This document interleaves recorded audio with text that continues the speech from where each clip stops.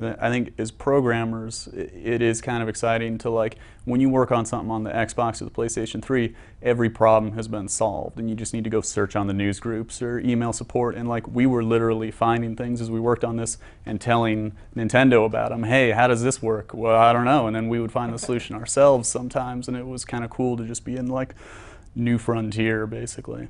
Ahoy hoy TYT Nation, viewers of the brand show. You're watching TYT Gaming, hosted by Brandon. I got a great video for you guys today. And to start off, the clip you just saw was two developers of Darksiders 2 being interviewed by Game Informer. And this is about their experience developing for the Wii U. Hopefully this gets uploaded to TYT Nation while it's still relevant. It's Friday as I record this, but I have a feeling today's topic won't be outdated by the time this video goes up. Because today's topic is about the future of consoles according to developers. To start, this topic will break down IGN's latest article where they surveyed 35 anonymous developers about their thoughts of next-gen consoles.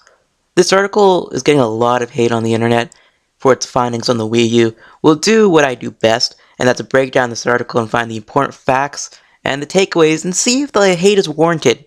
Now, the first point in the article, and it's probably the least controversial point of all time, is that 60% of those surveyed said they have no plans, absolutely none, to release anything after 2013 for the 360, the PS3, and the Wii. Does this mean plans can change? Sure. I can probably see a few development teams still hanging around, like EA developing, I don't know, Madden 16 on the 360. That probably happened. But this more so adds confirmation and adds fuel to the fire that the next generation of consoles is coming very, very soon. Now, the next couple of points are a little unclear. The next bit of information says that 80% of developers agree that Microsoft's next console, I guess that'd be, I don't know, the 720, is the easiest to develop for. And because of how the article is written, an overwhelming majority believe that it's going to be the sales leader for the next 5 years.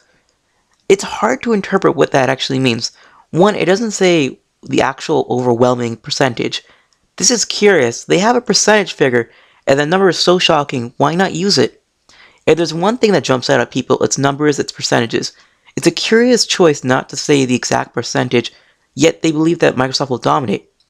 My second point is, with 80% believing that the 720 will be easier to develop for than the PS4 or the Wii U, it's a little too certain, 80% of 35 developers. I'm not certain if the developers are claiming this off knowledge they have, or they're just doing a little guesswork. I did a little bit more research on developer kits, and to see if they've been actually sent out by Microsoft yet. All I can find are rumors. There's no real evidence if anyone actually has it yet. Now, if you told me that the 720 developer kits are already out, I might believe you, because if you remember the 360 developer kits, they were sent out really late, and that led to a not so spectacular 360 lineup. So maybe Microsoft's trying to correct this and actually send out the developer kits early so people can actually, develop these classic games that we all love. At launch, mind you. Again, I don't know if these developers actually have knowledge or they're just guessing market trends. Furthermore, the problem with the survey is we don't know what questions are actually being asked. This might be a good indication of where the percentages actually come from if we saw what the questions are. Maybe that 80% figure is actually a leading question. Who knows, but we don't know the question, so it's a little harder to decide. The final bit of information from this article, and this one is causing controversy all over the internet, is that 63% of developers said the Wii U would be the most challenging platform to develop for. I had mentioned in an earlier video that Nintendo needs third-party games to ensure the success of their console. Relying solely on first-party games, it can't last forever. Yes, the Wii sold well, but the software for third-party games was lackluster, and that's what led to developers bailing. Again, in the article, there's one anonymous developer who directly said they will not make games for the Wii U at all because of the difficulty of the innovative features. Another one said that the features that are exclusive to the Wii U make it difficult to port to the 720 and the PS4. So this would be things like the touchscreen and stuff like that. It would cost too much time and too much resources to spend porting exclusively. This is something I also brought up in an earlier video that I feared. But Nintendo fans shouldn't be bothered at all, because two developers have actually gone on record, and they're not anonymous, so they've gone on record and publicly said that the console is extraordinarily easy to develop for. The first one up is Team Ninja, who developed Ninja Gaiden, and they're currently developing Ninja Gaiden 3 for the Wii U. They said that developing for the Wii U is a similar experience as developing for the Xbox 360 and the PS3. They also said that Nintendo is listening to developers and changing the hardware very often. I can talk all day about these things, but sometimes you need the developers, the experts, to put themselves on record and talk about developing for themselves. So again, let's watch the Darksiders 2 guys talk about what it's like to develop for the Wii U. I mean, it's super early, right? I mean, it's like the first version of all the development software in the kit, so there's a lot of little hiccups. It's one of those things where it was really kind of a pain at first because you're just learning all the quirks and all the stuff, and it did get easier towards the end once we got familiar with it. And you can tell the way the software is organized, the way the APIs are written, that like very shortly, I mean, probably it'll become a pretty easy platform developer. I would say, I mean, personally, I mean, I don't really get into the what's easier in that, but I mean, definitely from a pure programmer point of view, it's definitely a lot easier than say the PS3 was.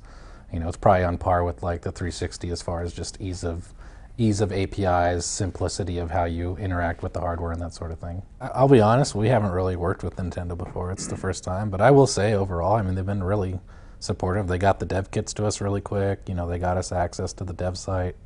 I mean, I would say they haven't put any hurdles in our way or prevent us from doing our job. I mean, the only thing is just, again, it's early, right? So they may not always have the answer to our question, but they do their best to answer it. And over time, they'll build that expertise and they'll be able to answer a lot quicker.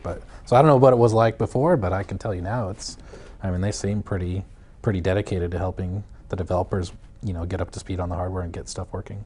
Towards the end, we started putting some effort into what can we do with the controller, and the first thing I did was just get it initialized and take what we were showing on the main screen and show it on the controller, and that probably took 10 minutes. It was literally just a couple lines of code, getting it set up, and then it was like one line that actually drew it to there. And then it was cool because at that point I could literally, it was a handheld version of Darksiders. I was seeing the exact same game that we'd see on the main screen on the controller screens. Start to finish, it took us about 5 weeks. That was from when we found out about it and we basically started working immediately until basically the last day before the show. And at that point we had a fully functional build.